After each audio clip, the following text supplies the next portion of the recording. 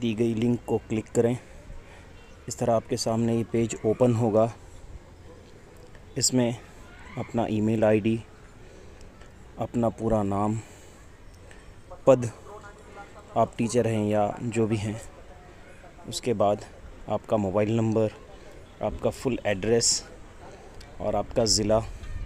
ये क्लिक करने के बाद अप्रोच दृष्टिकोण को क्लिक करेंगे। उसके बाद वेळेचे नियोजन को क्लिक करेंगे। आपको यहाँ पर पेज नंबर में 70 लिखना है।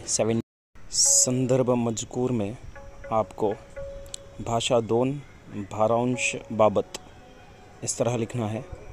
इसके बाद आपका जो तासुर रहेगा, बिगर मराठी उर्दू माध्यम विद्यार्थ्यांवर भारांशमध्ये अन्याय होत असल्याबाबत ये लिखना है।